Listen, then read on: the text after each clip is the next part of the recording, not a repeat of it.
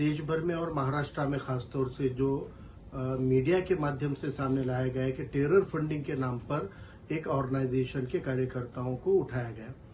पहली बात तो जांच एजेंसियों को कोई भी मामले में जांच करने के पूरे अधिकार है। सबसे महत्वपूर्ण होता है देश की सुरक्षा, और देश की सुरक्षा से कोई कॉम्प्रोमाइज या समझौता नहीं होना चाहिए, ये विचार को हम मानते हैं।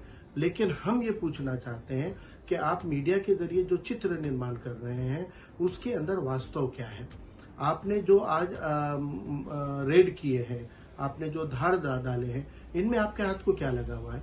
आपको कौन कौन से सबूत मिले हैं? क्या फंडिंग मिली है आपको, या फंडिंग के क्या दस्तावेज मिले हैं, क्या कागज पत्र मिले हैं, क्या डॉक्यूमेंट मिले हैं, कौन सा कैश मिला है, या उनके पास में ऐसी कौन सी चीजें आपको प्राप्त हुई है? अगर वो प्राप्त हुई है तो आपने अदालत के सामने रखी है कि नहीं रखी है?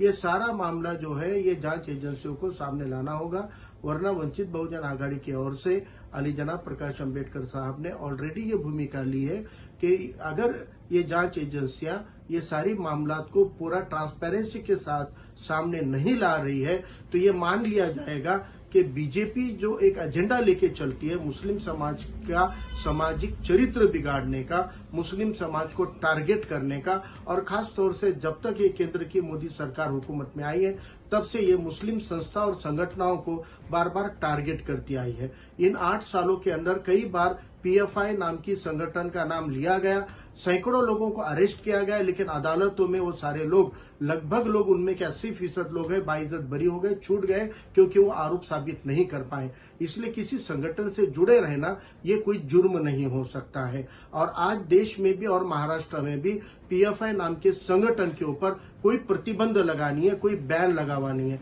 अगर आज सरकार ने उन संगठन को बैन नहीं किया है तो उन संगठनों में काम करना ये जुर्म कैसे हो सकता है?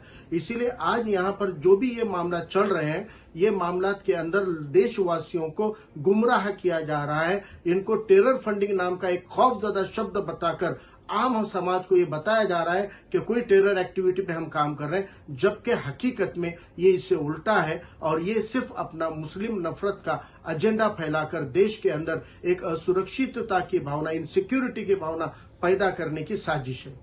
ओवरऑल आपने भी पीएफआई का काम देखा होगा, आपको ओवरऑल क्या ऑब्जर्वेशन है आपका कि किस तरह से वो सोशल एक्टिविटीज में काम करते हैं, इस बारे में क्या जानकारी? देखिए, ये हुकूमत का एजेंडा साफ नजर आ रहा है कि जो मीडिया ट्रायल के माध्यम से वो चरित्र बिगाड़ रहे हैं, किसी संगठन का नाम लेकर मुस्लिम समाज के चरित्र को बदनुमा कर रहे हैं। एक तरफ टेरर फंडिंग का वर्ड आज दिन भर से तमाम मीडिया चैनल के ऊपर है, और हमारे शहर नांदेड़ के अंदर जो मामला दर्ज हुआ है उसकी हकीकत क्या है? तो जब सफाई वकील सफाई जो होता है, डिफेंस के जो एडवोकेट होते हैं, उन्होंने मीडिया में आके बात कही है कि पुलिस ने, एटीएस ने, जिन्होंने एफआईआर की, उन्होंने एक भी मामला ऐसा सामने नहीं लाया जिससे टेरर या फंडिंग का कोई मामला हो। जो आरोप लगाए गए इनको अरेस्ट करने के ऊपर, उन आरोप के अंदर यह बताया गया है कि ये जन आंदोलन करते थे, सरकार के खिलाफ आंदोलन करते थे, सरकार के खिलाफ भाषण करते थे, संसद में पारित कानूनों की मुखालिफत करते थे या विरोध करते थे। तो ये कोई जुर्म है?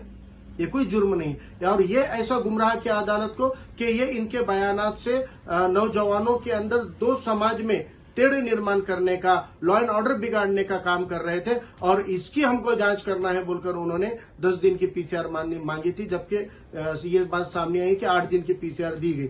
लेकिन ये पीसीआर के पीछे एक ऑब्सकॉन्डिंग बताकर उन्होंने ये पीसीआर को प्रेस करके लिया है। लेकिन इसमें जो सबसे बड़ा बात ये लग रही है कि जो मामले लगाए गए उसमें यूएपीए नाम का जो कानून है, उस कानून के अंदर मोदी सरकार हुकूमत में आने के बाद जो अमेंडमेंट की है वो गैर इंसानी तरीके के अमेंडमेंट है, अमानवीय अमेंडमेंट है। उसमें बेल मांगने के अधिकार नहीं है, ऐसे कलम है, और खींच तान कर यूएपीए लगा। आप मुझे बताइए कि इन्होंने अगर 2021 से आंदोलन किया, ऐसा बताया गया है अदालत को, तो 2021 से इनकी पुलिस हो रही थी।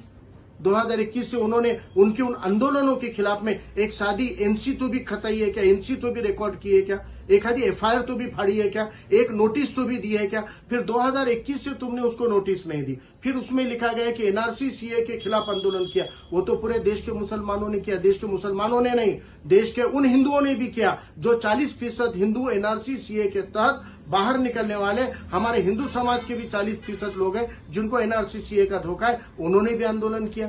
आज आप मुझे बताइए, देश भर में और महाराष्ट्र में खासतौर से जो मीडिया के माध्यम से सामने लाया गया है कि टेरर फंडिंग के नाम पर एक ऑर्गेनाइजेशन के कार्यकर्ताओं को उठाया गया। हकीकत कुछ और हो रही है। यहाँ पर आने वाले राजनीति का यानी वो नफरत की सियासत सिलगा कर अपनी रोटी सेकने का काम ये बीजेपी की सरकार करती आई है, करती रहेगी।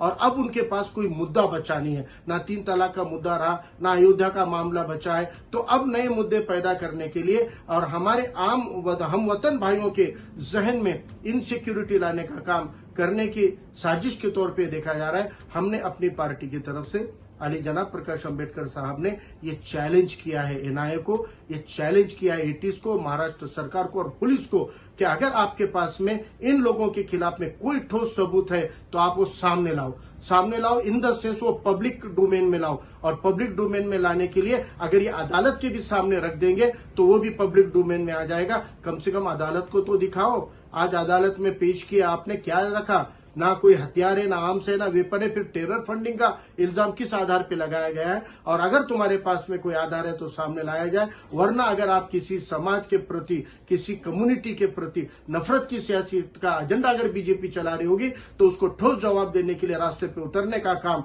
वंचित बहुजन आघाड़ी पूरी ताकत से करेगी।